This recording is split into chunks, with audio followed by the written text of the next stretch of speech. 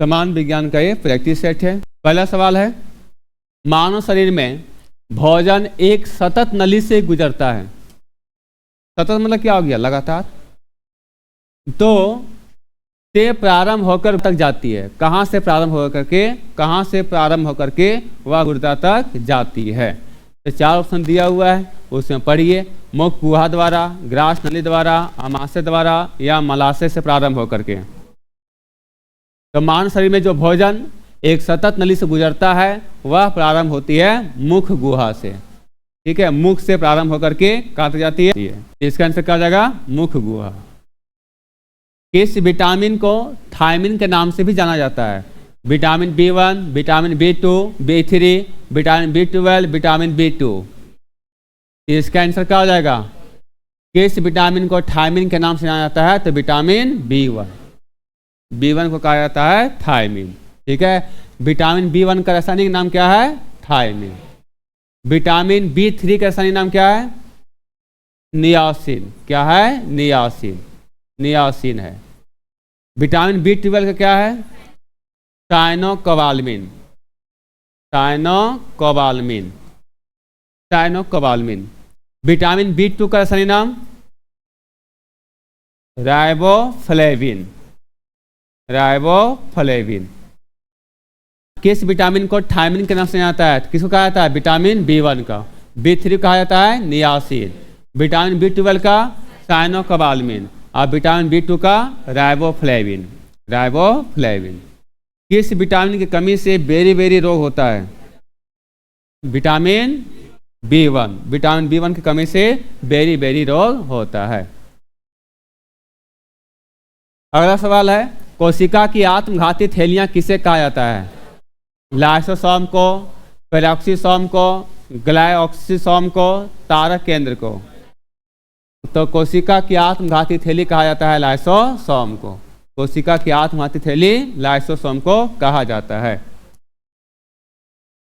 कोशिका की खोज किसने किया था? मृत कोशिका की खोज रॉबर्ट हुक। मृत कोशिका की खोज रॉबर्ट हुक कब किया था? 1665 में। जीवित कोशिका की खोज किसने किया था? लीवेनहॉक। जीवित कोशिका की खोज किसने किया था? लीवेनहॉक। निम्नलिखित में से किसके अभाव के कारण कमजोर अस्थियां और दंत क्षय होता है? अस्थियां मतलब हड्डियां, दंत क्षय मतलब दांत का क्षरण होना। तो पहला क्या होगा? लोहा, विटामिन B1, कैल्शियम और आयोडीन। क्या हो जाएगा? कैल्शियम। क्या हो जाएगा इसका? कैल्शियम। हड्डी और दांतों में क्या पाया जाता है? कैल्शियम और फास्फोरस। कैल्शियम और फास्फोरस। आयरन की कमी से क्या होती है? Thyroid, hypocalcaemia, kwashiorkor, anaemia. तो आयरन की कमी से, लोहा की कमी से, लोहा की कमी से कौन सा रोग होता है? एनीमिया। एनीमिया। शरीर में लोहा की कमी से एनीमिया रोग होता है। क्वाशियोरकर, क्वाशियोरकर किसकी कमी से होता है? ये प्रोटीन की कमी से। प्रोटीन की कमी से। क्वाशियोरकर बीमारी में जो बच्चे लोग को देखा जाता है कि हाथ और पांव पूरा पतले दुबले होते हैं, पेट निकल जाता है, तो सब प्रोटीन के अभाव से होता है। निम्नलिखित में से कौन सा प्रोटीन का स्रोत नहीं है? मांस, नींबू, मछली और दूध। किसमें प्रोटीन नहीं पाया जाता है? नींबू में प्रोटीन नहीं पाया जाता है, बाकी मांस, मछली, दूध में प्रोटीन पाई जाती है। कार्बोहाइड्रेट, प्रोटीन और वसा के पूर्ण पाचन का स्थल है छोटी आंत में, यकृत में, बड़ी आंत में, आहार नाल में। तो कार्बोहाइड्रेट, प्रोटीन और वसा का पूर्ण पाचन का स्थल है छोटी आंत। छोटी आंत में पाचन होती है। किसको कोशिका के पावर हाउस के रूप में जाना जाता है? लाइसोसोम, माइटोकॉन्ड्रिया, नाभिक, राइबोसोम। माइटोकॉन्ड्रिया कहा जाता है कोशिका के पावर हाउस। लाइसोसोम के बारे में भी पढ़ाए थे, कोशिका की आत्मघाती थैली। ठीक है, राइबोसोम को क्या कहता है? प्रोटीन की फैक्ट्री। कोशिका की प्रोटीन की फैक्ट्री राइबोसोम। आत्मघाती थैली लाइसोसोम और कोशिका का पावर हाउस माइटोकॉन्ड्रिया। ध्वनि तरंगें जिनकी आवृत्ति हर्ट्ज से कम होती है उसे अवसरित तरंगें कहा जाता है। कितना से कम, हर्ट्ज से कम होने के पर उसे अवसरव तरंगें कहा जाता है। तो 20 से कम, 20 हर्ट्ज से नीचे को कहा जाता है अवश्रव्य, अवश्रव्य। और श्रव्य तरंग किसे कहते हैं? 20 हर्ट्ज से 20,000 हर्ट्ज के बीच के तरंग को कहते हैं श्रव्य तरंग, श्रव्य तरंग। और इस तरंग को, श्रव्य तरंग को मानव के कान सुन सकते हैं। और 20,000 से 20 हर्ट्ज से ऊपर, 20,000 हर्ट्ज से ऊपर को कहते हैं पराश्रव्य तरंग। क्या कहते हैं? पराश्रव्य तरंग, पराश्रव्य तरंग। तो 20 हर्ट्ज से नीचे अवश्रव्य, 20 हर्ट्ज से लेकर 20,000 हर्ट्ज के बीच में श्रव्य तरंग, और 20,000 हर्ट्ज से ऊपर को कहते हैं पराश्रव्य, जिसको बोलते हैं अल्ट्रासोनिक वेव। क्या बोलते हैं? Ultrasonic wave. विद्युत विभवांतर का SI मात्रक क्या है? वाट, एम्पियर, जूल, वोल्ट। वोल्ट हो जाएगा। विद्युत विभवांतर का SI मात्रक वोल्ट हो जाएगा। वाट किसका होता है? शक्ति का SI मात्रक वाट होता है। एम्पियर किसका होता है? विद्युत धारा का, विद्युत धारा का। जूल किसका इकाई है? कार्य का, ऊर्जा का, ऊष्मा का। ये तीनों का हो जाएगा जूल। भूकंप की तीव्रता मापने के लिए किसका प्रयोग किया जाता है? ग्रेविमीटर, प्रेशर सेंसर, एनीमोमीटर, रिएक्टर पैमाना। तो भूकंप की तीव्रता मापने के लिए रिएक्टर पैमाना, रिएक्टर पैमाना। यहाँ रिएक्टर पैमाना दिया, रिएक्टर हो जाएगा रिएक्टर पैमाना। और जब यंत्र पूछा जाएगा तो सिस्मोग्राफ। भूकंप को मापने वाला यंत्र का नाम सिस्मोग्राफ। कैसे स्केल पर मापा जाता है? तो रिएक्टर स्केल। निम्नलिखित में से किस उपकरण का उपयोग, निम्नलिखित में से किस उपकरण का उपयोग हवा या गैस की आर्द्रता को मापने के लिए किया जाता है?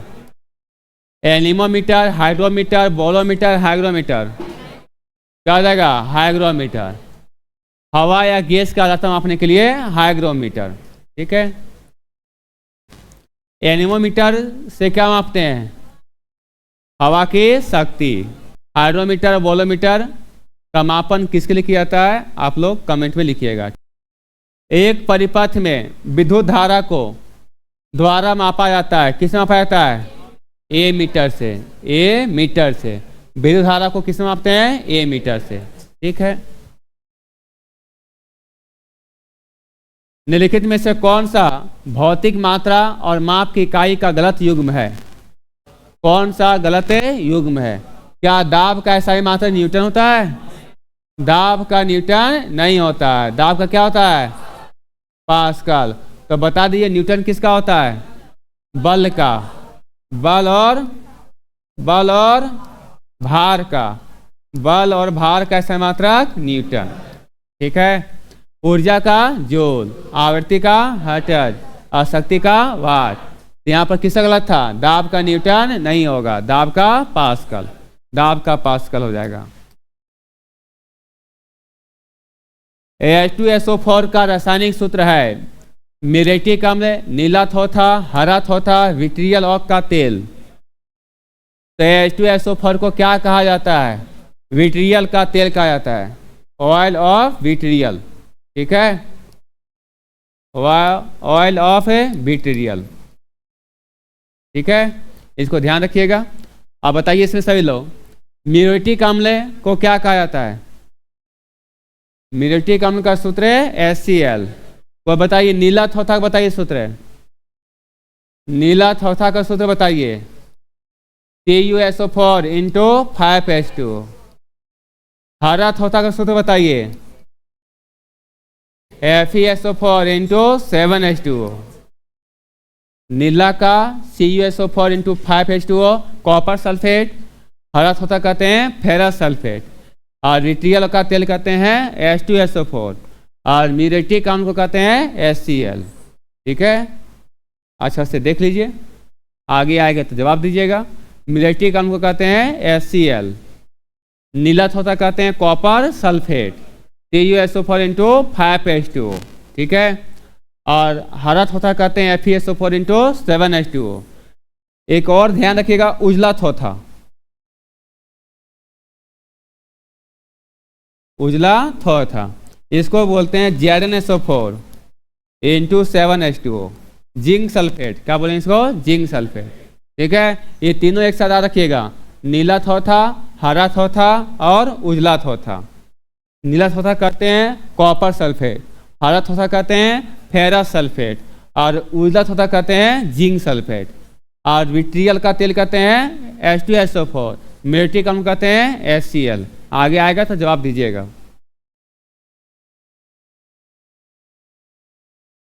कैल्शियम कार्बोनेट का रासायनिक सूत्र क्या है?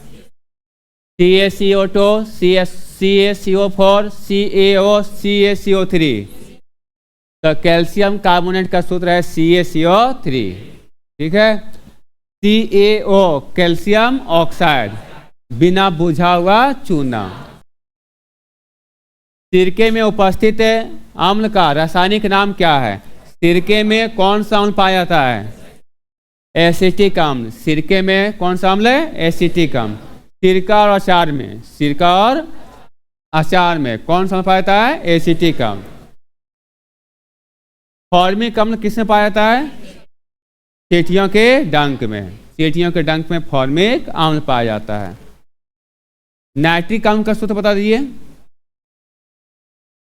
HNO3 नाइट्रिक अम्ल। मैलिक अम्ल, ये कौन सा अम्ल है? मैलिक अम्ल। मैलिक अम्ल किसमें पाया जाता है? सेब में। किसमें पाया जाता है? सेब में। मैलिक अम्ल सेब में पाया जाता है।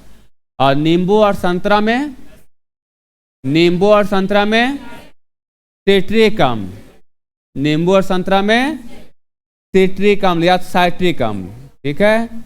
ये नींबू और संतरा में। आप लोग बताना है इमली में कौन सा पाया जाता है? इमली में, इमली में कौन सा अम्ल पाया जाता है? टार्टेरिक अम्ल। इमली में टार्टेरिक अम्ल, ठीक है। सेब में मैलिक अम्ल। आप लोग बताना है टमाटर में कौन सा अम्ल पाया जाता है? ऑक्जेलिक अम्ल। टमाटर में ऑक्जेलिक अम्ल। निम्नलिखित में से कौन से तत्व की परमाणु संख्या 33 है? आयोडीन का, नियॉन का, बेरियम का, आर्सेनिक का। किसका परमाणु क्रमांक, किसका परमाणु क्रमांक 33 है? आर्सेनिक का, आर्सेनिक का परमाणु क्रमांक 33 है। आपको बताना आयोडीन का कितना परमाणु क्रमांक? 53। आयोडीन का 53, ठीक है। नियॉन का कितना होता है? नियॉन का परमाणु क्रमांक 10। बेरियम का कितना होता है? बेरियम का 56 हो जाएगा, बेरियम का 56 हो जाएगा। तो ध्यान देंगे, आयोडीन का कितना? 53, नियॉन का 10, बेरियम का 56, आर्सेनिक का 33। फ्लोराइड निम्नलिखित में से किस धातु का अयस्क है? टीन, चांदी, तांबा, जिंक। फ्लोराइड किस धातु का अयस्क है? टीन, चांदी, तांबा, जिंक। तो इसका सही उत्तर हो जाएगा जिंक का। इस हो जाएगा जिंक का। आप लोग बताना तांबा का अयस्क का नाम? मेल्कोनाइट। क्या हो जाएगा? मेल्कोनाइट, तांबा का। चांदी का बताइए? आर्जेंटाइट। चांदी का आर्जेंटाइट, ठीक है।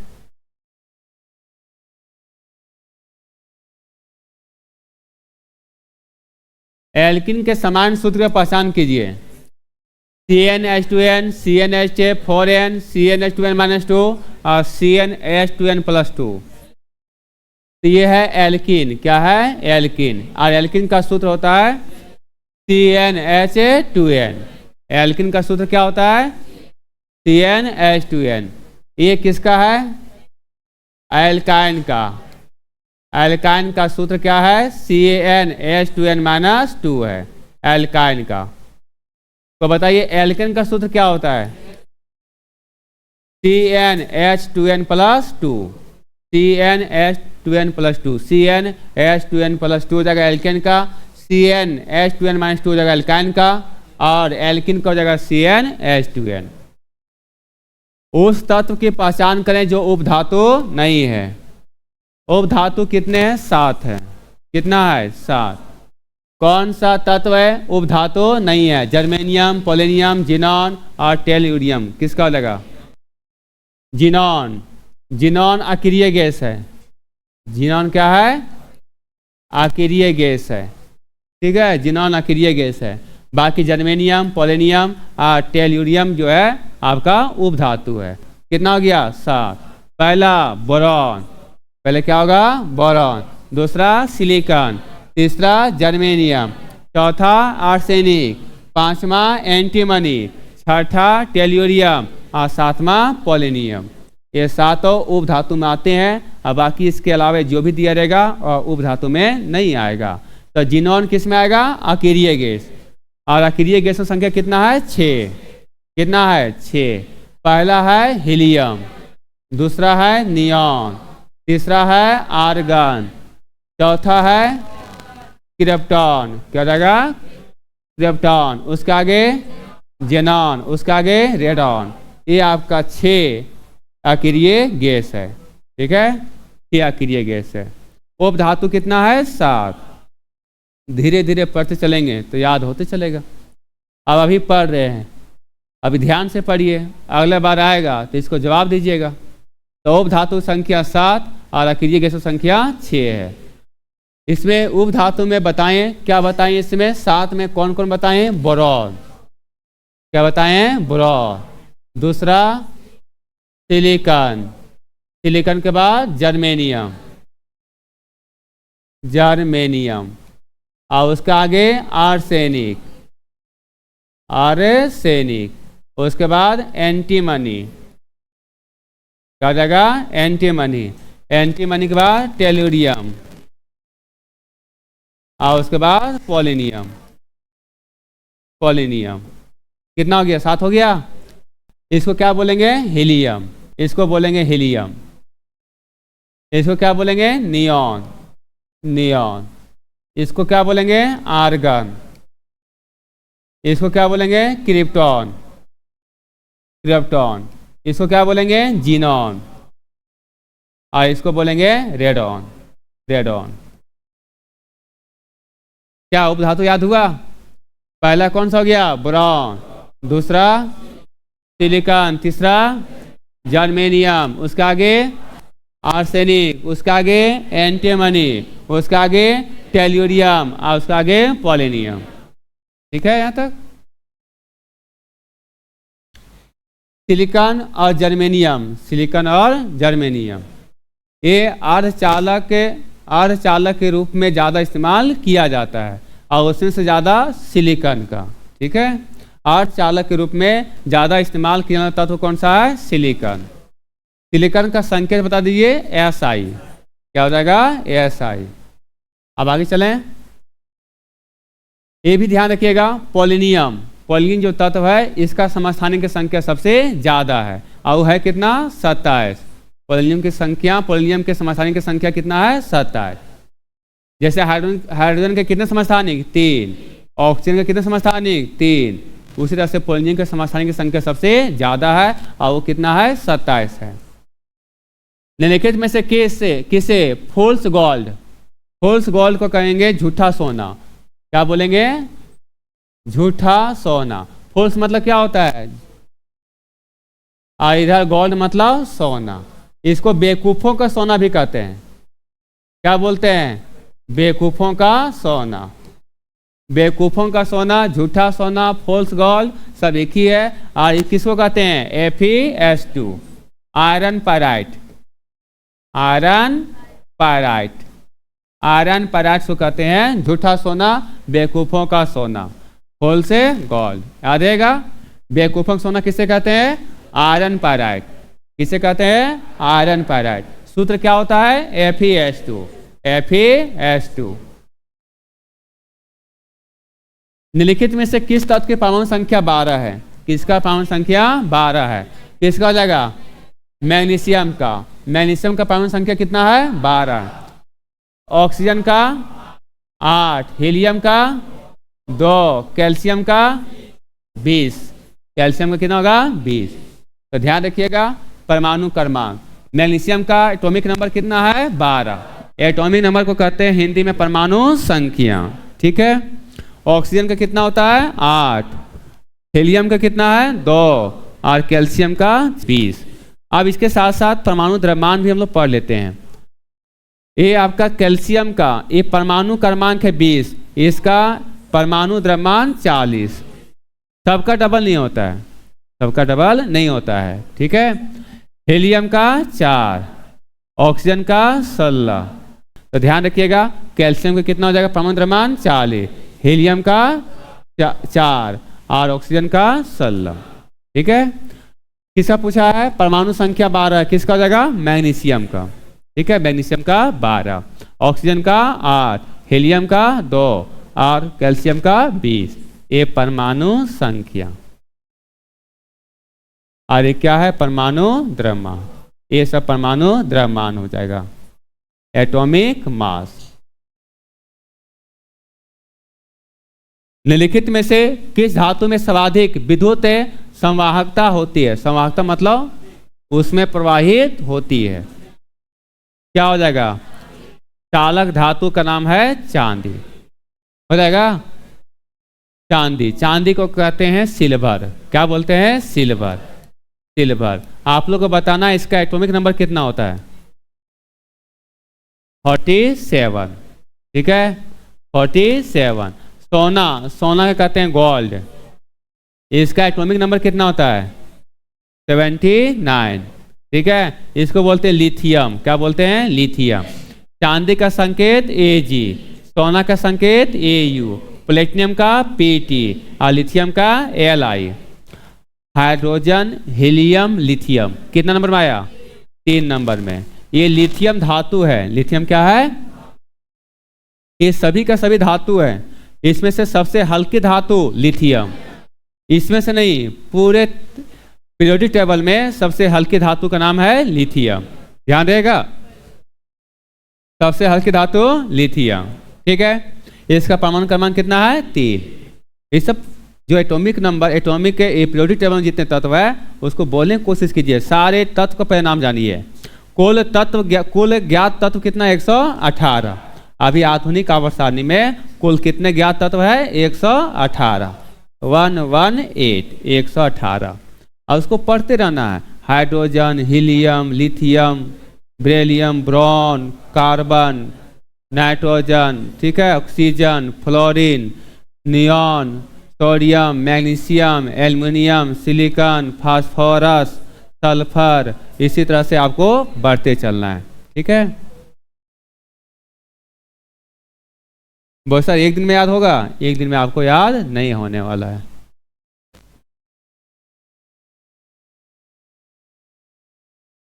आगे कार्बन के परमाणु संख्या कितनी है। कार्बन का परमाणु संख्या 6। अभी बताएं hydrogen, helium, lithium, beryllium, boron, carbon, carbon कितना में आ गया 6 में, ठीक है। 7 में किसका है नाइट्रोजन का, किसका है नाइट्रोजन का। 8 में किसका है ऑक्सीजन का। 9 में किसका है फ्लोरीन का, किसका हो जाएगा फ्लोरीन का, ठीक है। तो आज कम से कम अभी याद कीजिए 10 तक। पहला हाइड्रोजन, पहला क्या हो जाएगा हाइड्रोजन, दूसरा हीलियम, दूसरा क्या हो जाएगा हीलियम हो जाएगा, तीसरा लिथियम, तीसरा क्या हो जाएगा लिथियम, ठीक है। चौथा बेरिलियम, क्या हो जाएगा बेरिलियम। तो हाइड्रोजन, हीलियम, लिथियम आप लोग आज का होमवर्क दे रहे हैं 1 से लेकर के 20 तक। कहाँ से लेकर के 1 से लेकर के 20 तक। आप लोग कल उसको लिख करके और याद करके आइएगा, कल पूछेंगे, ठीक है। क्या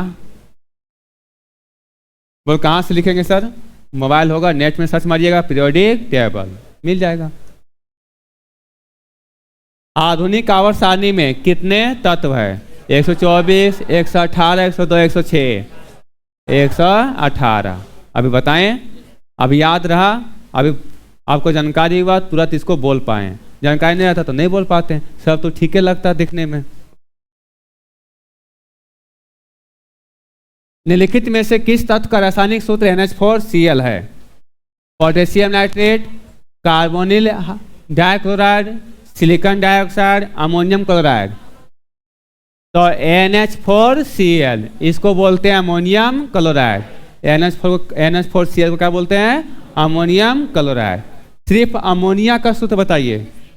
NH3, NH4 नहीं, NH3, इसको बोलते हैं अमोनिया। ठीक है, क्या बोलते हैं? अमोनिया बोलते हैं। ठीक है। हाइड्रोजन के बाह्यतम कोश में इलेक्ट्रॉनों की संख्या कितनी होती है? 1 होती है, 5 होती है, 2 होती है, 7 होती है। हैलोजन ग्रुप किसे कहते हैं? कौन कौन सा तत्व आता है? फ्लोरीन, क्लोरीन, ब्रोमीन, आयोडीन और एस्टेंटाइन। बताए थे? हल, काला, बोरा, ईटा, आटा। ठीक है, ये आपका हैलोजन ग्रुप में आते हैं। ठीक है, तो बताइए फ्लोरीन का एटॉमिक नंबर कितना? 9। इसको तोड़ेंगे 2 और 7 में। फ्लोरीन का कितना होता है? 17। कितना होता है? 17। तो 2, 8, 7 इस रूप में इलेक्ट्रॉनिक विन्यास करते हैं। ये अंतिम में, ये क्या है? अंतिम में कितने इलेक्ट्रॉन की संख्या है? 7 है ना? 7। वही पूछा है हैलोजन के जितने भी बाह्यतम कोश में इलेक्ट्रॉन की संख्या कितनी होती है? तो कितना हो जाएगा? 7 हो जाएगी। ठीक है।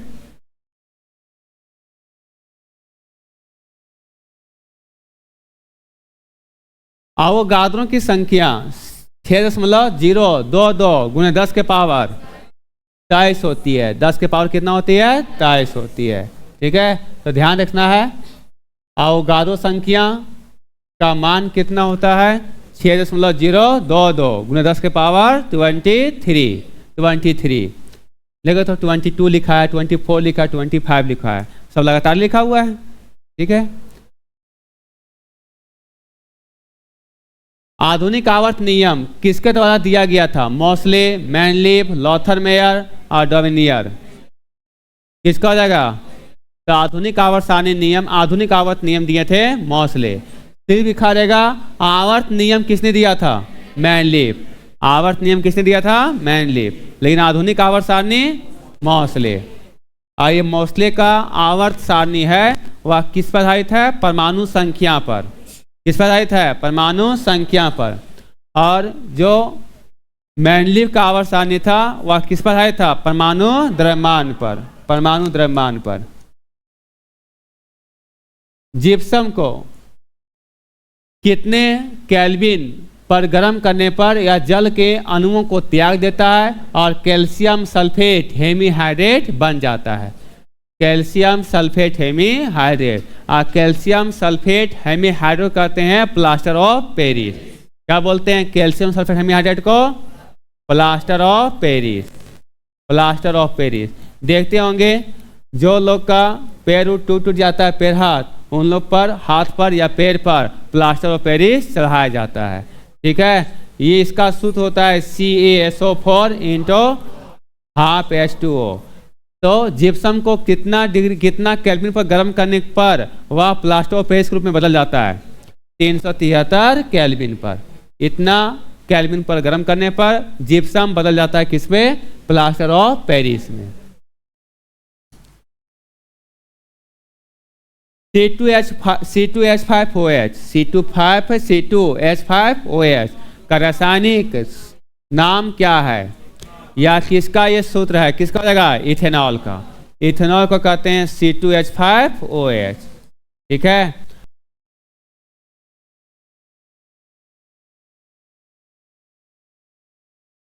सौर सेल बनाने में प्रयुक्त तत्व की पहचान करें।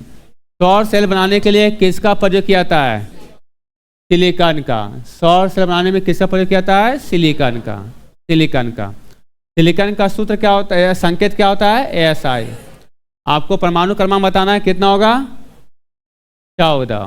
कितना जाएगा? 14। ठीक है।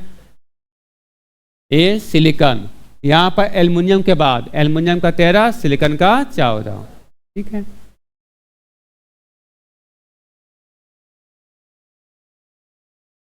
क्षार लाल लिटमस के रंग को किसमें बदल देता है? क्षार जो है, क्षार क्षार लाल लिटमस के रंग को बदल देता है नीला में। किसमें बदल देता है? नीला में। और लिटमस पत्र किससे प्राप्त करते हैं? लाइकेन से। किससे प्राप्त करते हैं? लाइकेन से।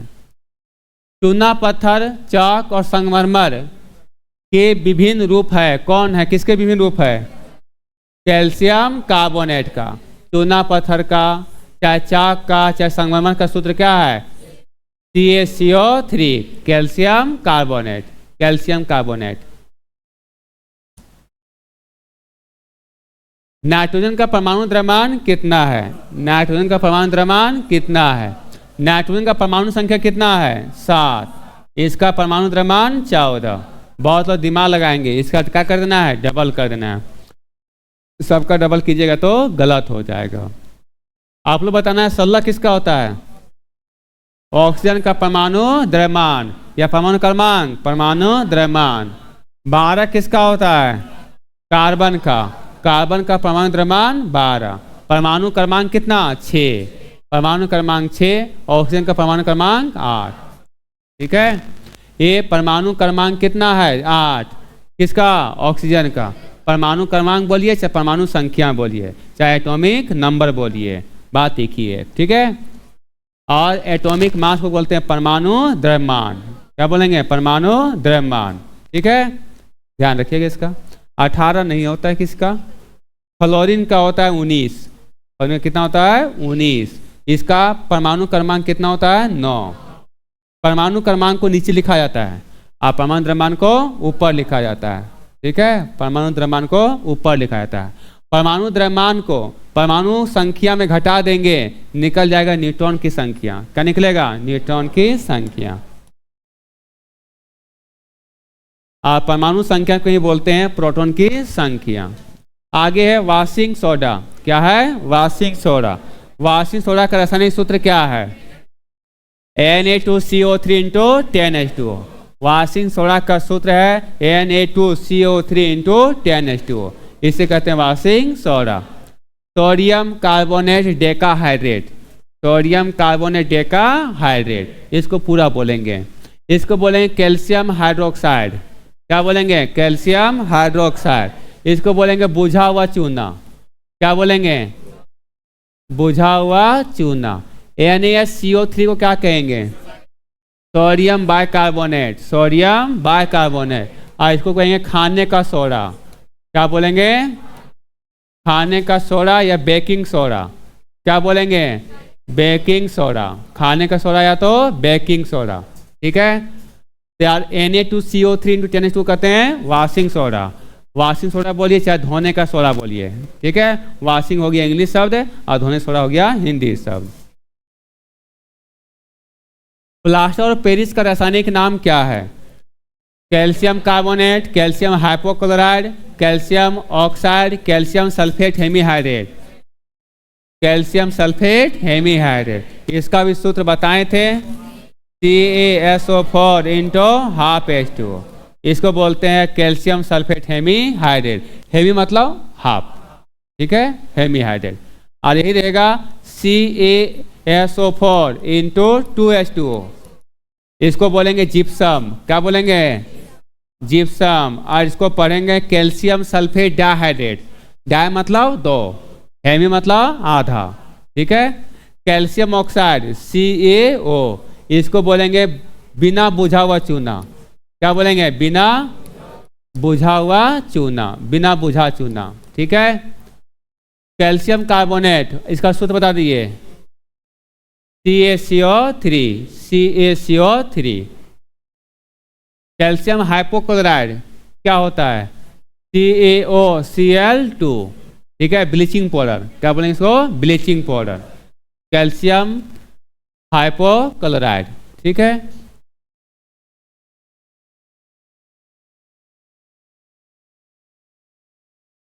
इसको कैल्शियम हाइपोक्लोराइड बोलिए चाहे कैल्शियम ऑक्सीक्लोराइड बोलिए। ठीक है, दोनों बोल सकते हैं। बेकिंग सोडा का रासायनिक नाम क्या है बताएं? बता दीजिए आप लोग। Sodium carbonate. क्या बोलेंगे इसको? Na2CO3। ठीक है, सोडियम हाइड्रोजन कार्बोनेट NaHCO3। ठीक है, calcium sulphate CaSO4, calcium sulphate hemihydrate CaSO4 into half H2, इसको बोलेंगे जिप्सम, जिप्सम नहीं, plaster of Paris, plaster of Paris. Calcium sulphate, अभी बताएं कि संगमरमर को कहते हैं, संगमरमर हो गया, चूना हो गया, चूना पत्थर हो गया। सोडियम हाइड्रोजन कार्बोनेट को कहेंगे NaSCO3, और ये खाने सोडा बोलिए चाहे बेकिंग सोडा बोलिए, और इसको दूसरा नाम बोल सकते हैं सोडियम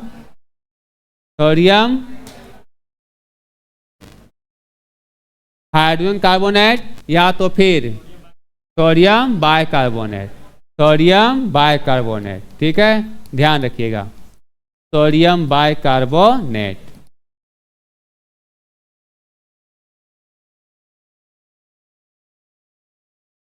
संगमरमर के लिए रासायनिक सूत्र क्या है? CaCO3, संगमरमर का रासायनिक सूत्र है CaCO3। अभी इसका सवाल पूछा जा चुका है, नहीं, CaCO3। आप लोग को एक बात समझ में आना चाहिए कि अगर एग्जाम चल रही है किसी चीज़ का, कोई भी एग्जाम के लिए आप बहुत दिन तक चल रही है, तो बहुत सारा सवाल आपको रिपीट मिलता है। बहुत सारा सवाल क्या होता है, रिपीट नहीं मिलता है, उसी को थोड़ा सा मॉडिफाई करके दे दिया जाता है। कहीं पूछ देगा चूना पत्थर का, कहीं पूछ देगा संगमरमर का, तो वही एग्जाम में पूछा गया, आगे चूना पत्थर का पूछा था, चूना का था, संगमरमर का था, और इसमें सिर्फ क्या पूछ दिया है, संगमरमर। ठीक है, अभी बताएं CaOH का होल 2, बुझा हुआ चूना, इसको बोलेंगे कार्बन डाइऑक्साइड। क्या बोलेंगे? Carbon dioxide, CO2। और इसको बोलेंगे बिना बुझा हुआ चूना, कैल्शियम ऑक्साइड। एक तत्व की पहचान करें जो अर्धधातु नहीं है, अर्धधातु नहीं है। Caesium, silicon, germanium, arsenic. Arsenic तो था, जर्मेनियम था, सिलिकॉन था, क्या नहीं था?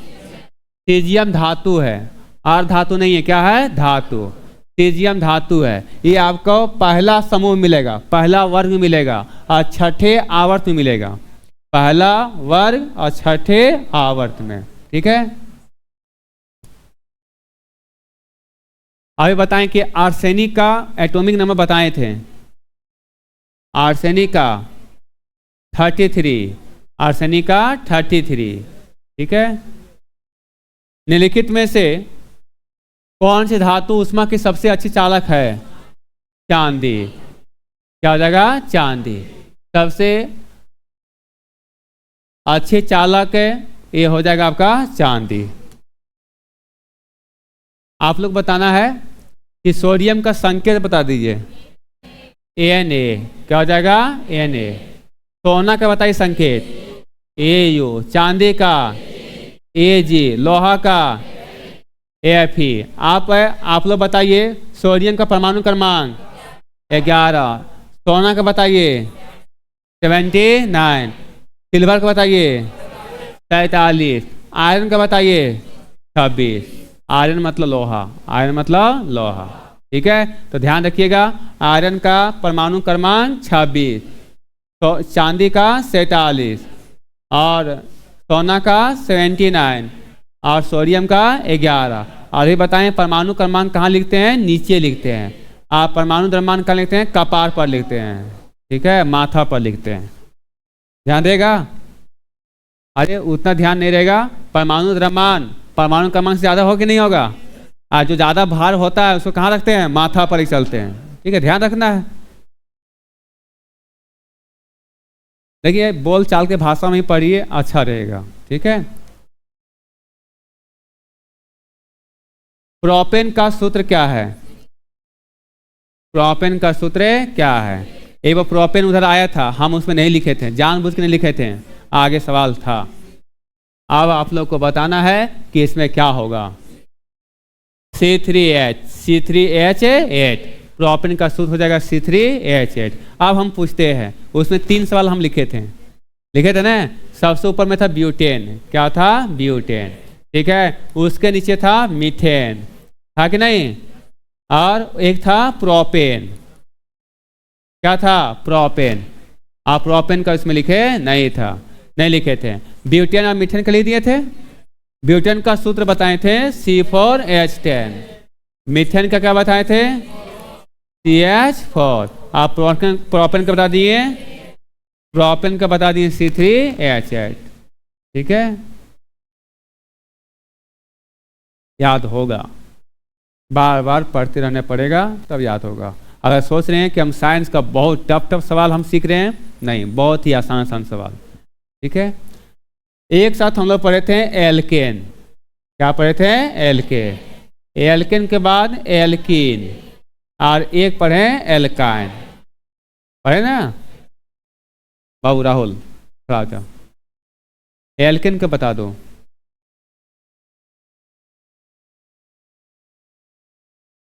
बैठ जाओ, पवन के बगल में।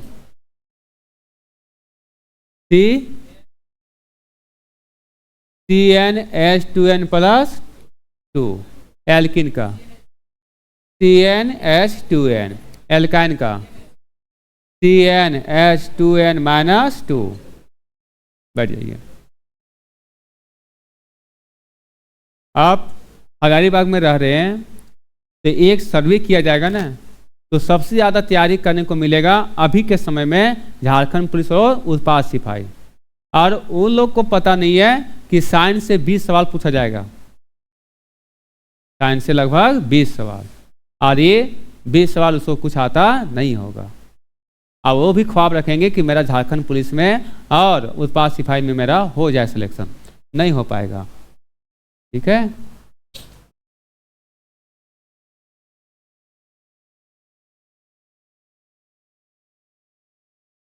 नीला विट्रियल, इसको बोलिए नीला थोथा बोलिए। अभी बताए थे तीनों का, एक साथ बताए थे ना। नीला विट्रियल का रासायनिक नाम क्या है? Sodium hydroxide, copper sulphate, sulphuric अम्ल, जिंक सल्फेट। नीला विट्रियल का रासायनिक सूत्र, रासायनिक नाम हो गया कॉपर सल्फेट। CuSO4 × 5H2। नीला थोथा किसे कहते हैं? Copper sulphate. और इसमें 5 नहीं होगा, क्या होगा? 7 नहीं हो, क्या होगा? 5 होगा। इसके साथ साथ ही दो चीज और लिखे रहे थे। एक था आपका नीला हो गया उजला थोथा, क्या हो जाएगा? उजला थोथा। और एक था हरा थोथा। हरा कशिश लिखा रहेगा, चाहे थोथा लिखा रहेगा, ठीक है, जो लिखा रहेगा। बताइए उजला का क्या बताए थे? ZnSO4 × 7H2। हरा कशिश का FeSO4 × 7H2। ठीक है, अरे हो गया नीला हो गया CuSO4 × 5H2। तीनों एक साथ फिर से लिख दिए। सल्फ्यूरिक अम्ल का सूत्र बता दीजिए, H2SO4। ठीक है, oil of vitriol. Zinc sulphate का ZnSO4। ZnSO4। सोडियम हाइड्रोक्साइड का NaOH। NaOH। NaOH।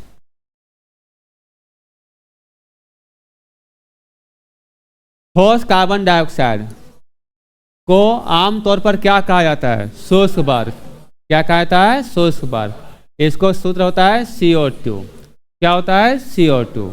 ठीक है, भारी जल का नाम सुने होंगे, इसका सूत्र होता है D2O। इसको कोई बता दिए भारी जल का खोज किसने किया था? यूरे और वार्सबर्न। यूरे और वार्सबर्न। ठीक है, यूरे। टेबल शुगर को, टेबल शुगर कोई बताइए, शुगर का सूत्र बता दीजिए।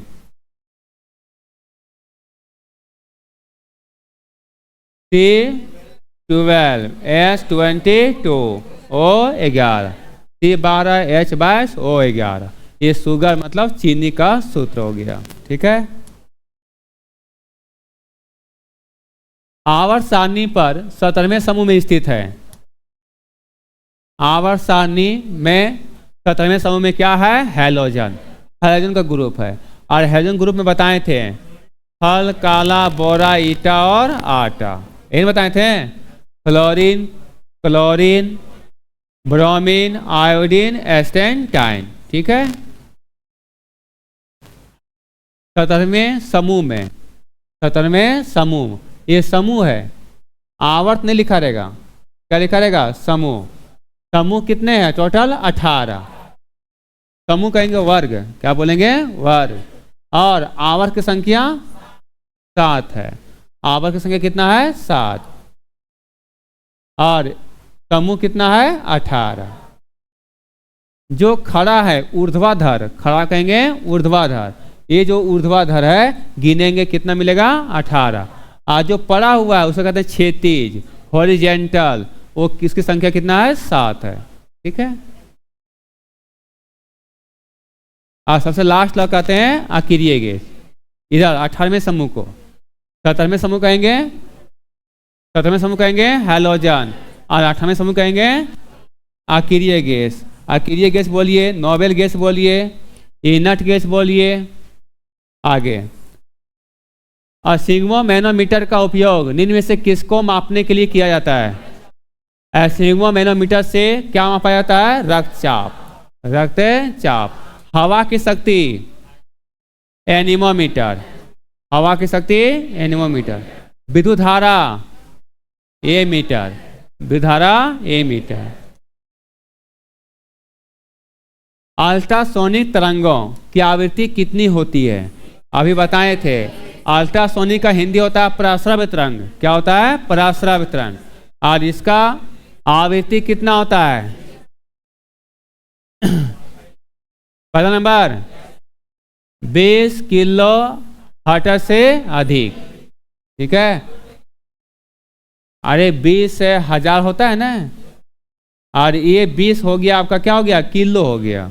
ठीक है, इसलिए यहां पर किलो लिख दिया और 1000 को गायब कर दिया।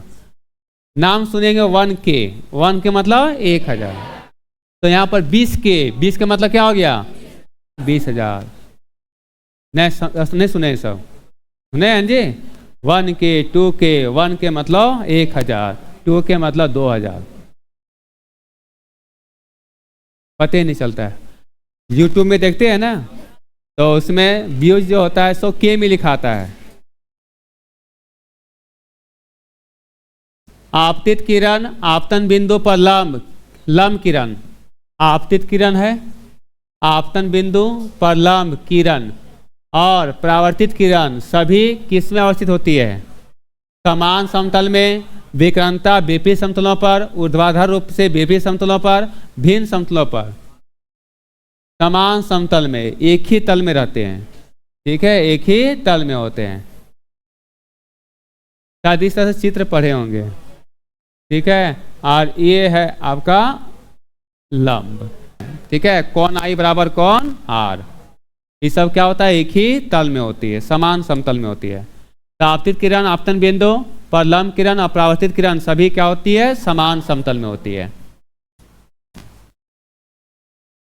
निम्न में से कौन सा नियम यह कहता है कि दो वस्तुओं के बीच लगने वाला बल उनके द्रव्यमान के गुणनफल के समानुपाती होता है? ये कौन सा नियम बताता है? दो वस्तुओं के बीच लगने वाला बल, अब बल को डिनोट करते हैं एफ, फोर्स। लगने वाला बल उनके द्रव्यमान के गुणनफल, दो वस्तु है, एक वस्तु का द्रव्यमान m1 और दूसरे वस्तु का द्रव्यमान m2। तो लगने वाला बल उनके द्रव्यमान के गुणनफल के क्या होते हैं? समानुपाती होती है, समानुपाती होते हैं। तथा उनके बीच के दूरी के, उनके बीच के दूरी के वर्ग, उनके बीच के दूरी का वर्ग का व्युत्क्रमानुपाती होता है। और व्युत्क्रमानुपाती होता है मतलब आर स्क्वायर। तो आप लोग बता दीजिए कि एफ समानुपाती m1 इंटू m2 बटे आर स्क्वायर। और इसको जब समानुपाती हटाएंगे तो एक कांस्टेंट देंगे, उसका नाम होगा बड़ा जी। क्या हो जाएगा? बड़ा जी। तो ये पढ़ाएगा एफ बराबर जी इंटू m1 इंटू m2 बटे आर स्क्वायर। और ये किसका नियम है? गुरुत्वाकर्षण का नियम है। किसका नियम है? गुरुत्वाकर्षण का।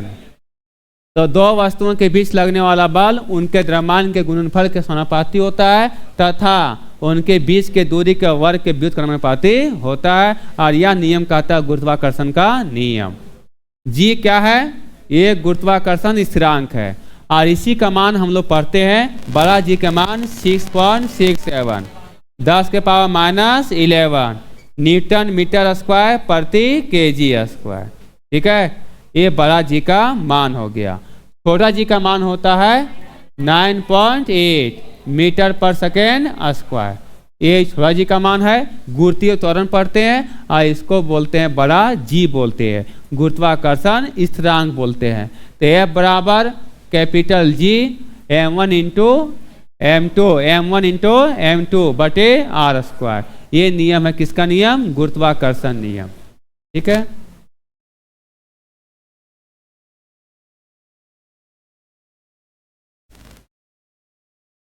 इंसान की आंख कैमरे की तरह होती है। इसकी लेंस प्रणाली जिसे कहा जाता है प्रकाश संवेदी स्क्रीन पर प्रतिबिंब बनाती है। तो प्रतिबिंब कहाँ बनता है? रेटिना पर। ठीक है। मनुष्य के आंख के कौन सा भाग पर प्रतिबिंब बनता है? तो रेटिना पर। जब रेटिना से आगे प्रतिबिंब बन जाता है तो वह कहलाता है निकट दृष्टि दोष, और बाद में बनती है उसे कहते हैं दूरदृष्टि दोष। और निकट दृष्टि दोष को दूर करने के लिए अवतल लेंस, और दूरदृष्टि दोष को दूर करने के लिए उत्तल लेंस। ठीक है। और निकट दृष्टि दोष को कहते हैं इंग्लिश में मायोपिया, और दूरदृष्टि दोष को कहते हैं इंग्लिश में हाइपरमेट्रोपिया। चलो ध्यान देंगे। ये हो गया सवाल। तो इसका प्रतिबिंब कहाँ बनता है? रेटिना पर।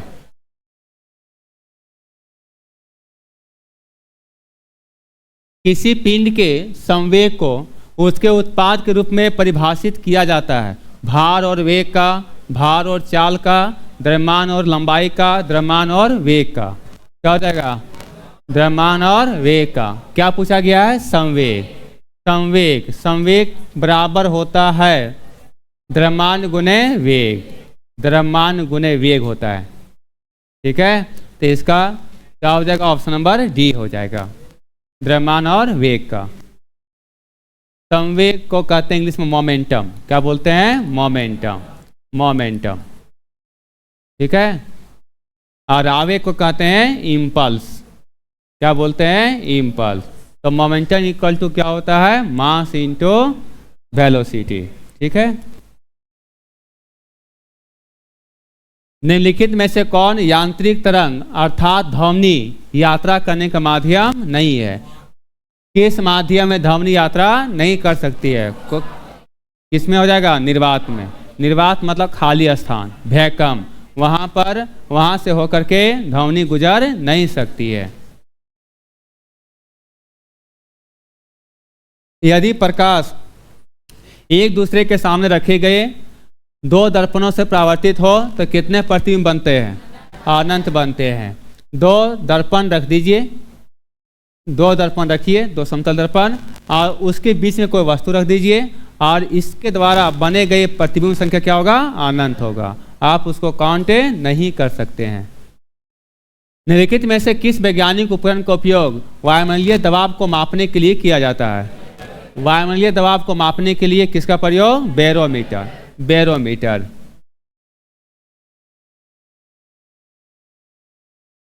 निम्नलिखित में से किसका उपयोग सर्च लाइट में परावर्तक रूप में किया जाता है?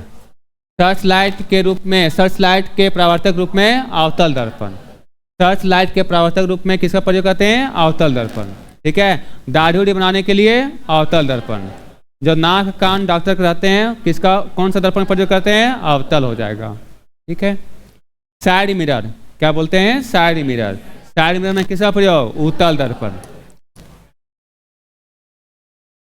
भूकंप का पता लगाने और रिकॉर्ड करने के लिए निम्नलिखित में से किस उपकरण का प्रयोग किया जाता है? किसका पूछा है? उपकरण मतलब यंत्र। और ये हो जाएगा आपका सिस्मोग्राफ। ये मीटर से विद्युत धारा। ठीक है।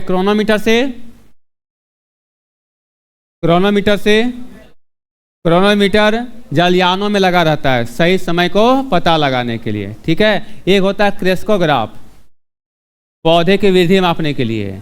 ठीक है। आप बैरोग्राफ आए बताइए। वायुमंडलीय दाब वो हो गया बैरोमीटर, और उसी को उतार चढ़ाव के लिए बैरोग्राफ हो गया।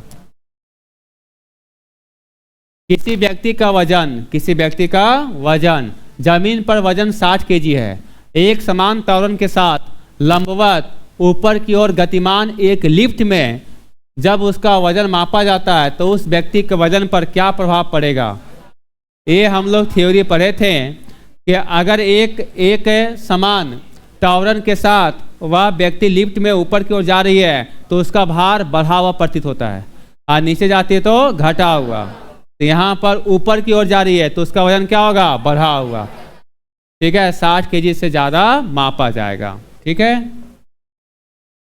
वो जो 36 पेज का है बाबू वो सब पढ़िए।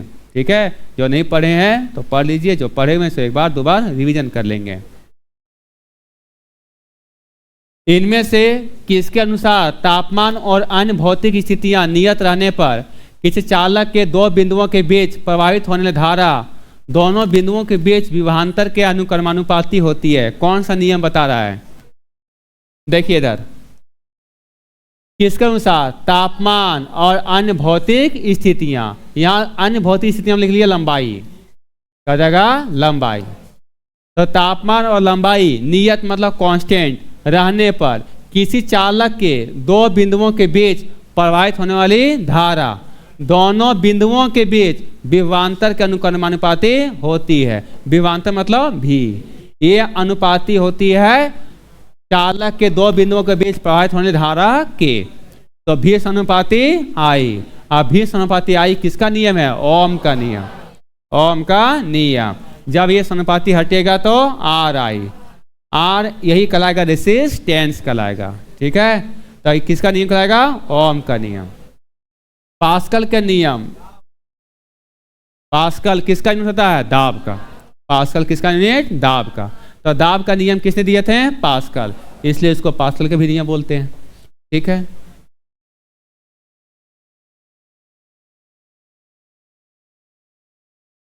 प्रति इकाई समय में किसी वस्तु के वेग में परिवर्तन की दर को क्या कहते हैं, वस्तु के वेग में परिवर्तन की दर को त्वरण कहते हैं। वस्तु के वेग में परिवर्तन को दर को त्वरण कहते हैं। इसलिए त्वरण बराबर वेग बटे समय, त्वरण बराबर वेग बटे समय हो जाएगा। ठीक है, वेग में परिवर्तन की दर को त्वरण कहते हैं। ठीक है, लेंस की क्षमता की एसआई मात्रा को किस अक्षर के द्वारा निरूपित की जाती है। तो पहले बताइए लेंस की क्षमता का एसआई मात्रक डायोप्टर, आज डिनोट करते हैं कैपिटल डी से। ठीक है, कैपिटल डी से। निम्नलिखित में से कौन सी वस्तु केवल परावर्तित प्रकाश के कारण दिखाई देती है। जब प्रकाश परावर्तित होकर के आती है, उस पर पड़ती है, उस वस्तु पर पड़ती है, तब वो वस्तु दिखाई देती है। ऐसा कौन सा वस्तु है, जलती हुई मशाल, जलती हुई मोमबत्ती, चांद और ये तारे। मतलब जिसके पास अपना प्रकाश होगा, जिसके पास अपना प्रकाश होगा वो तो खुद उसे दिखाई देगा प्रकाश से, और जिसके पास प्रकाश नहीं होगा वह दूसरे के प्रकाश से क्या होगा, प्रकाशित होगा। ठीक होगा। तो बताइए किसके पास अपना प्रकाश नहीं है, चांद के पास। और चांद जो है चंद्रमा, और चंद्रमा के पास प्रकाश नहीं है, वह सूर्य के प्रकाश से क्या होता है, चमकता है। ठीक है, तो वही लिखा हुआ है इसमें कि कौन सी वस्तु केवल परावर्तित प्रकाश के कारण दिखाई देती है। तो कौन दिखाई देगा, चंद्रमा। ठीक है, यहां तक।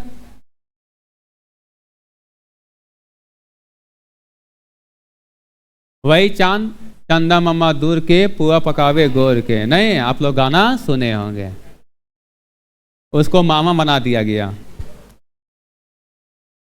वो भी बोलता होगा क्या सोच के तू हमको मामा बोल रहा है। चलिए आगे। इसमें निम्नलिखित में से कौन सा युग में ऊर्जा की इकाई दर्शाता है, जूल और पास्कल, कैलोरी और जूल, वेबर और एम्पियर, इलेक्ट्रॉन वोल्ट और प्रकाश वर्ष। तो कौन सा युग में ऊर्जा की इकाई को दर्शाता है। तो ऊर्जा का ऐसा यूनिट क्या होता है, जूल। ऊर्जा क्या होता है, जूल होता है। और जूल भी होता है और कैलोरी भी होता है, जूल भी होता है और कैलोरी भी होता है। क्या हो जाएगा, 2 होगा। ठीक है, निम्नलिखित में से किस नियम की इस रूप में व्याख्या की जा सकती है कि प्रत्येक पिंड, अब यहाँ पर पढ़िए थ्योरी, प्रत्येक पिंड तब तक अपनी विराम अवस्था में रहता है या एक सरल रेखा में एक समान गति की अवस्था में रहता है जब तक उसे किसी बाह्य बल द्वारा अन्यथा कार्य करने के लिए विवश ना किया जाए। एक किसका नियम? गति का पहला नियम। और गति के पहला नियम को कहते हैं बल की परिभाषा, उसे कहते हैं जड़त्व का नियम।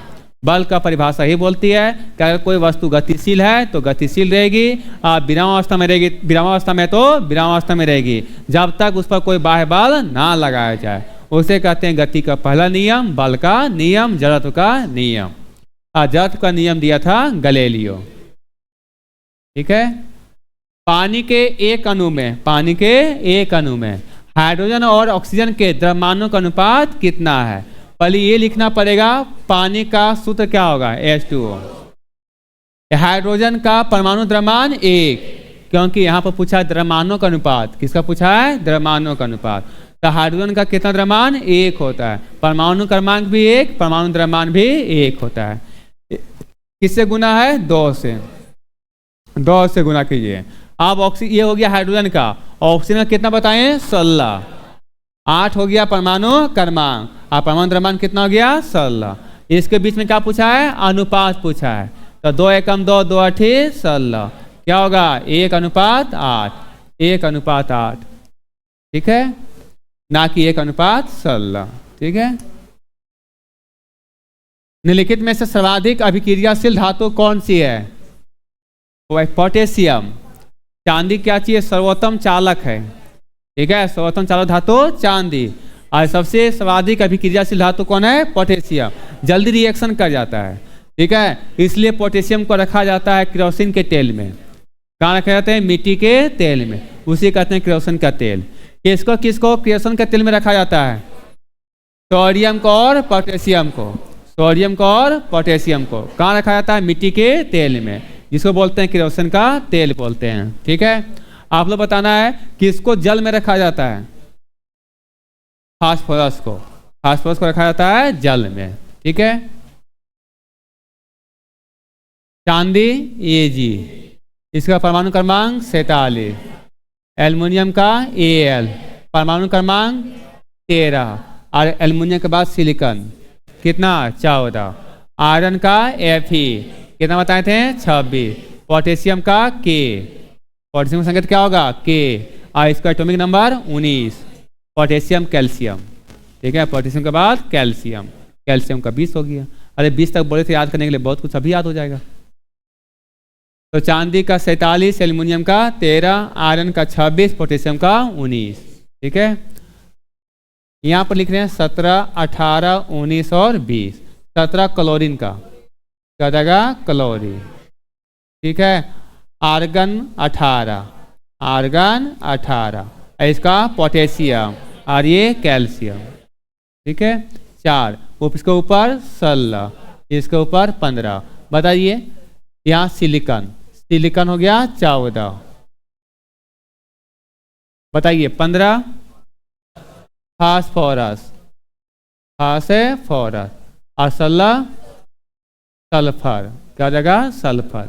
ये SI फास्फोरस का है पिन होगा, सल्फर का S, क्लोरीन का Cl, आर्गन का Ar, पोटेशियम का K, और कैल्शियम का Ca। ठीक है, लिखिएगा 4-5 बार तो याद हो जाएगा। निम्नलिखित में से कौन सा कथन सत्य है? चारों ऑप्शन पढ़िए।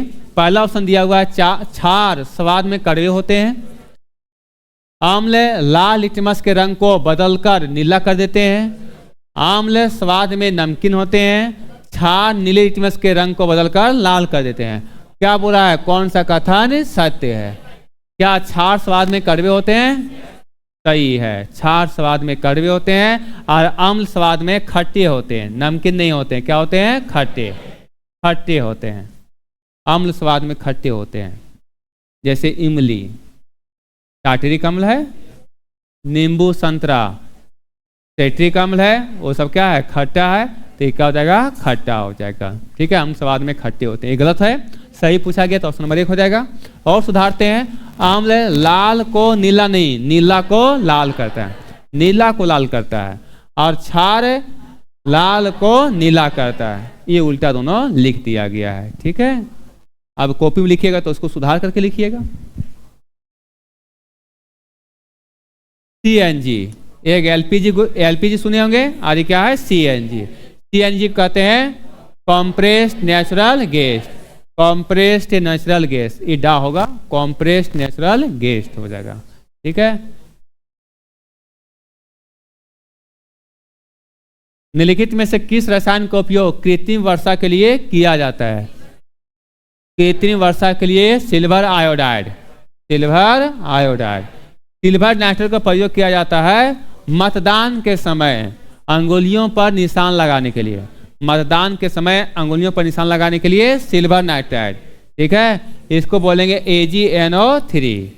ठीक है, और सिल्वर ब्रोमाइड का किया जाता है प्रयोग फोटोग्राफी में। कहाँ किया जाता है? फोटोग्राफी में। तो इसमें क्या हो गया? मतदान के समय अंगुलियों में निशान लगाने के लिए, इसमें कृत्रिम वर्षा कराने के लिए, और ये फोटोग्राफी में। ठीक है, निम्नलिखित में से किस रासायनिक तत्व का परमाणु क्रमांक 10 है? क्या हो जाएगा? नियॉन। आप आसान लग रहा है ना? नियॉन का संकेत Ne, हीलियम का He, लिथियम का Li, कार्बन का C। अब इसका परमाणु क्रमांक लिखते हैं 2। हाइड्रोजन हीलियम, नियॉन का 10, लिथियम का 3, कार्बन का 6। ठीक है, कार्बन का 6 हो जाएगा। ड्यूटेरियम और ट्रिटियम। ड्यूटेरियम और ट्रिटियम क्या है?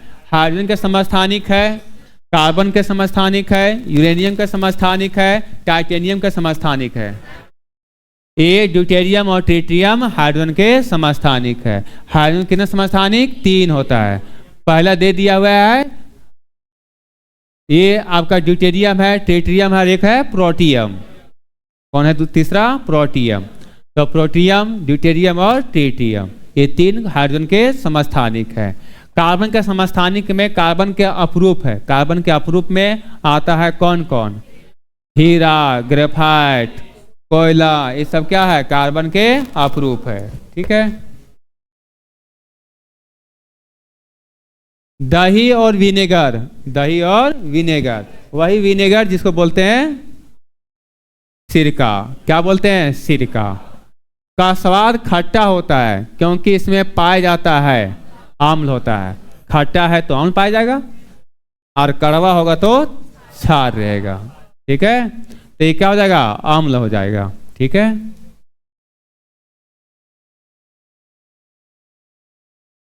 पोटेशियम का रासायनिक प्रतीक अभी बताए थे, पोटेशियम का K हो जाएगा, कैल्शियम का Ca, और ये फास्फोरस, और ये लिथियम। ठीक है, निम्नलिखित में से सबसे अधिक, यहाँ क्या होगा? अधिक, सबसे अधिक परमाणु द्रव्यमान वाला तत्व कौन सा है? अब इसमें चेक करना पड़ेगा। ये है magnesium, magnesium Mg, calcium Ca, chlorine Cl, sulphur का S। ठीक है, आप बताइए, इसका 12, इसका 20, इसका 17, इसका 16, क्या जाएगा? 16। हम बताएं कि उसका डबल होता है या तो कुछ ज़्यादा होता है। डबल होता है या तो कुछ ज़्यादा। अब इसमें जो भी थोड़ा सा जान लेगा परमाणु क्रमांक, वो तो इससे मार देगा। किसका ज़्यादा है? परमाणु क्रमांक कैल्शियम किसका 20 होता है, तो इसका एटॉमिक नंबर भी ज़्यादा होगा। इसलिए ये सब का जाने चाहे ना जाने, वह टिक लगा देगा। नहीं सही होगा? सही होगा, क्योंकि कैल्शियम कितना होता है? 40, क्लोरीन का 35.5, ठीक है, सल्फर का 32, और मैग्नीशियम का 24। ठीक है, तो ठीक लग गया कि नहीं लग गया? परमाणु क्रमांक का उसका डबल या तो कुछ ज्यादा होता है। ठीक है,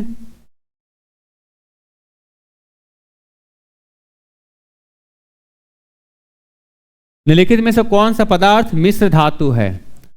मिश्र धातु है। मिश्र धातु मतलब उसमें एक से ज्यादा धातु से मिलके बना। जिरकोनियम तो अलग है, सिंगल है, कांस्य मतलब कांसा, किसका किसका? तांबा और टीन का, तांबा और टीन का, ठीक है। तो ही मिश्रण है ना। टंगस्टन तो इसका संकेत W, प्लेटिनम का PT, ये सब सिंगल सिंगल है। तो मिश्र धातु कौन हो गया? कांस, कांसा, ठीक है। किसका किसका होता है? ये कॉपर और टीन का। चींटी के काटने के दौरान निम्नलिखित में से कौन सा अम्ल त्वचा में इंजेक्ट किया जाता है? Formic acid, tartaric acid, ascorbic acid, citric acid. तो यहाँ पर चींटी के डंक में पाया जाता है फॉर्मिक एसिड, जिसको बोलते हैं मेथनोइक एसिड। मेथनोइक एसिड जो लिखा रहेगा फॉर्मिक एसिड या मेथनोइक एसिड, मेथनोइक एसिड। निम्नलिखित में से सबसे भारी गैस कौन सा है? Oxygen, helium, radon, nitrogen. सबसे भारी गैस रेडॉन। रेडॉन का संकेत Rn, और ये अक्रिय गैस है। कौन सा गैस है? अक्रिय गैस। ऑक्सीजन का संकेत O, हीलियम का He, नाइट्रोजन का N। ऑक्सीजन का 8, हीलियम का 2, नियोन का नियोन नहीं, नाइट्रोजन का 7, ठीक है। इसका 16, इसका 4, इसका 14। बाकी रेडॉन सब है अक्रिय गैस। अक्रिय गैस की संख्या कितना है? 6। निम्नलिखित में से किसे ग्रीन हाउस गैस के रूप में नहीं जाना जाता है? तो ग्रीन हाउस गैस में कौन कौन से गैस आते हैं? तो ये आते हैं जलवाष्प आते हैं, कार्बन डाइऑक्साइड होते हैं और मीथेन आते हैं। कौन नहीं आता है? ऑक्सीजन। तो ऑप्शन नंबर 1 हो जाएगा। और ग्रीन हाउस गैस को प्रभावित करने वाला सबसे जिम्मेदार gas carbon dioxide, carbon dioxide. Carbon dioxide का सूत्र है CO2, मीथेन का CH4। इसे कहते हैं मार्स गैस। क्या बोलते हैं? Marsh gas. धान के खेत से कौन सी गैस निकलती है? मीथेन, ठीक है। गोबर गैस में मीथेन। मवेशी लोग जुगाली करते समय कौन सा गैस छोड़ती है? मीथेन। म्यूरेटिक एसिड क्या बताए थे? म्यूरेटिक एसिड का रासायनिक सूत्र क्या है? HCl। क्या हो जाएगा? HCl। अभी तो बताए थे।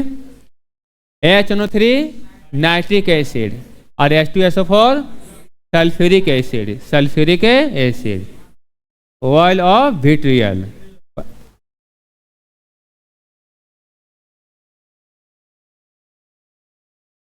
निम्नलिखित में से कौन सी धातु खुले में रखे जाने पर आग की चपेट में आ जाती है? क्या बताए थे? पोटेशियम। इसलिए इसको रखा जाता है मिट्टी के तेल में, मिट्टी के तेल में पोटेशियम और सोडियम को, और फास्फोरस को जल में। सीसा, सीसा का संकेत Pb। क्या बोलेंगे इसको? Pb।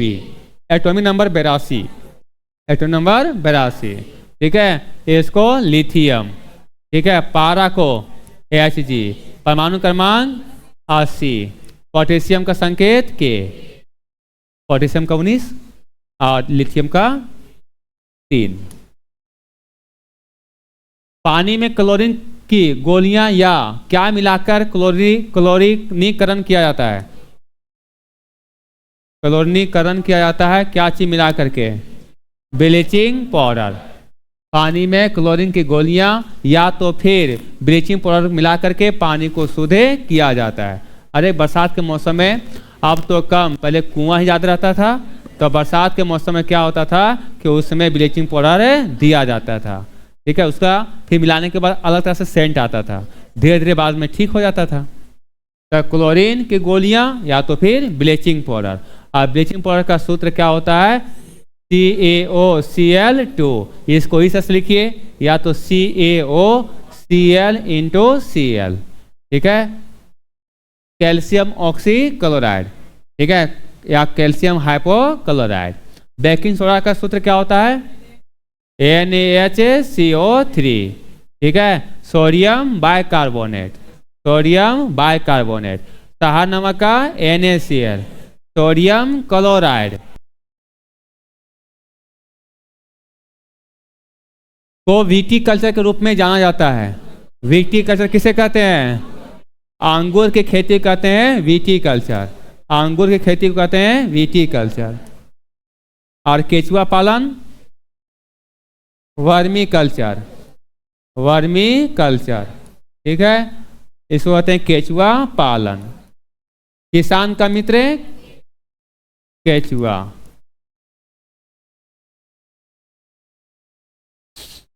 निम्नलिखित में से कौन से जंतु अपनी त्वचा द्वारा श्वसन करता है? त्वचा द्वारा श्वसन कौन करता है इनमें से?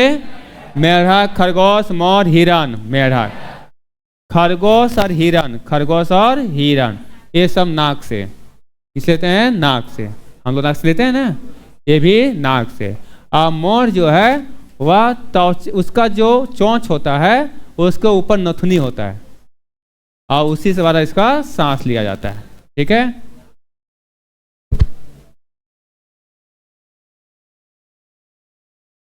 हीमोग्लोबिन की कमी के कारण निम्न में से कौन सा रोग होता है? एनीमिया। हीमोग्लोबिन की कमी से एनीमिया। मलेरिया कहाँ रहा है? एनीमिया। मलेरिया होता है प्रोटोजोआ से। किसे होता है? या इसको कहेंगे हिंदी में परजीवी। क्या बोलेंगे? परजीवी। मादा एनाफिलीज मच्छर के काटने से। रेबीज होता है कुत्ते के काटने से। रेबीज किसे होता है? कुत्ते के काटने से। रेबीज को दूसरा नाम क्या है? रेबीज का दूसरा नाम हाइड्रोफोबिया। हाइड्रोफोबिया। और हैजा आप लोग बताना है किससे होता है? जीवाणु विषाणु किससे होता है? जीवाणु से। किससे होता है? जीवाणु से। हैजा जीवाणु से। ये हैजा जल जनित रोग है। मानव शरीर में बाल, नाखून और त्वचा की सबसे ऊपरी परत को बनाने वाला प्रमुख पदार्थ कौन सा है? केराटिन। क्या हो जाएगा? केराटिन। तो ये जो बाल, नाखून और त्वचा में पाई जाती है प्रोटीन और उसका नाम है केराटिन। अभी प्रोटीन है तो मतलब खा जाए उसको नहीं। मनुष्यों में गुणसूत्र के कितने युग्म होते हैं? कितना जोड़ा? जोड़ा पूछा है तो 23, संख्या पूछा तो 46 हो जाता। एनोफिलीज एक है जो मलेरिया के परजीवी को वहन करता है। मादा मच्छर, हाउस फ्लाई, नर मच्छर, मकड़ी। एनाफिलीज मच्छर है, मादा मच्छर है। मादा एनाफिलीज के काटने से मलेरिया बीमारी होती है।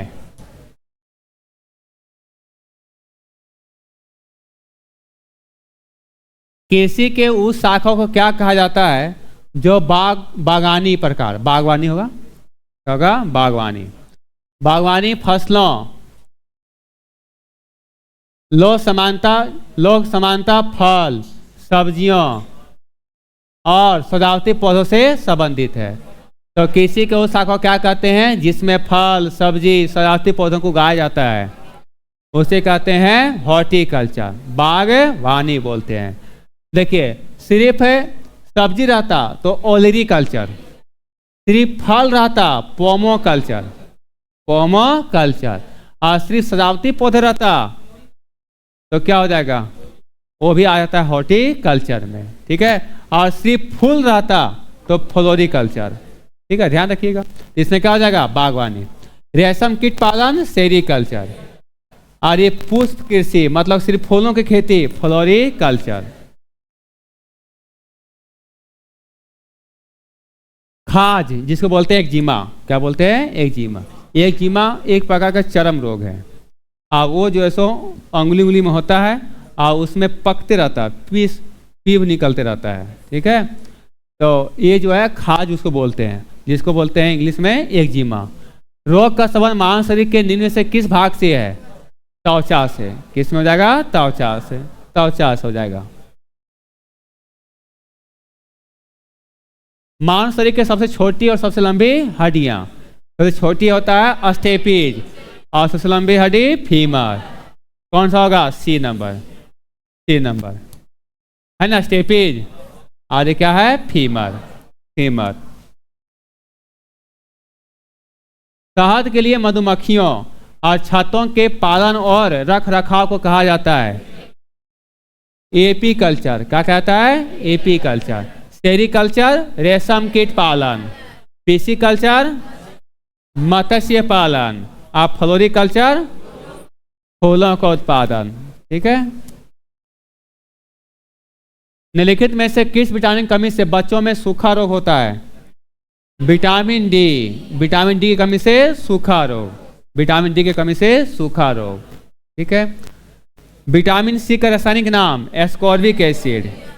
Ascorbic acid. ठीक है, एस्कॉर्बिक एसिड। और विटामिन सी की कमी से मसूड़ों का फूलना। ठीक है, इसी में हो जाएगा। विटामिन ई की कमी से रतौंधी हो जाएगा। विटामिन ई की कमी से आप लोग कमेंट में लिखिएगा। ठीक है,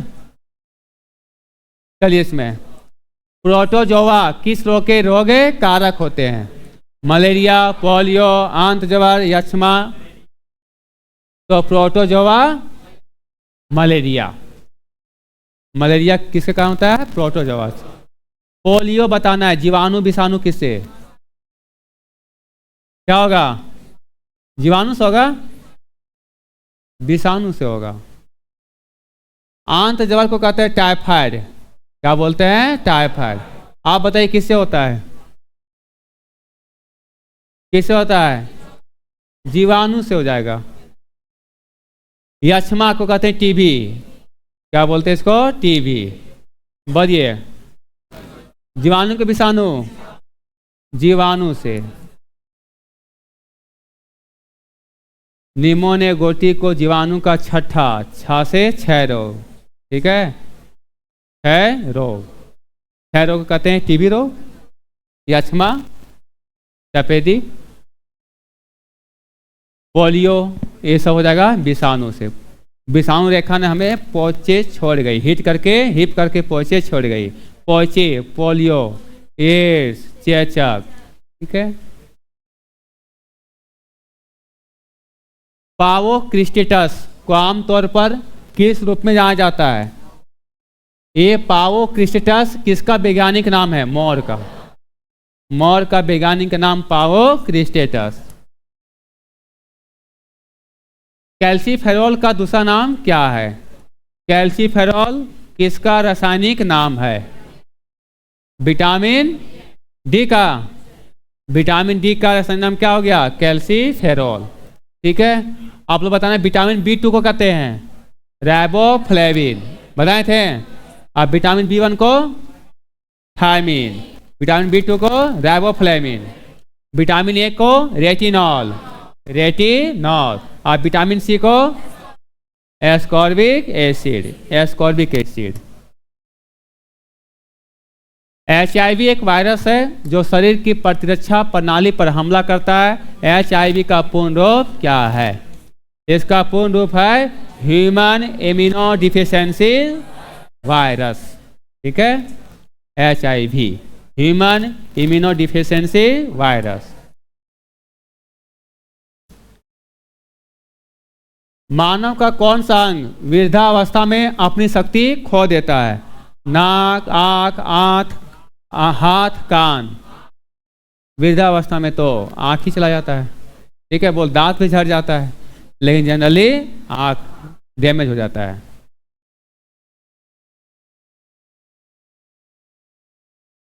निम्नलिखित में से कौन सी मादा मच्छर डेंगू वायरस के वाहक के रूप में कार्य करती है? कौन सा मच्छर? एनोफिलीज, क्यूलेक्स, मैंसोनाइट्स या एडिस? कौन सा मच्छर हो जाएगा? एडिस मच्छर। एडिस मच्छर के काटने से डेंगू, और क्यूलेक्स मच्छर काटने से फाइलेरिया। फाइलेरिया। फाइलेरिया सर कौन बीमारी होता है? इसके काटने से जो है सो हाथ और पांव क्या होते हैं? फूल जाते हैं, और उसे कहते हैं हाथी पांव। ठीक है, क्यूलेक्स मच्छर के काटने से।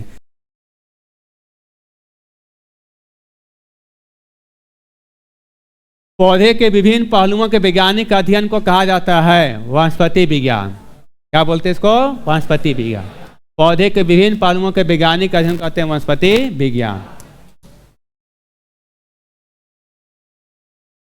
डैश खाली स्थान है जनसंख्या के आकार, क्षेत्रीय वितरण और उसकी संरचना तथा जन्म, मृत्यु, प्रवास और उम्र बढ़ने के कारण समय के साथ जनसंख्या कैसे बदलती है, इसका अध्ययन क्या कहलाता है?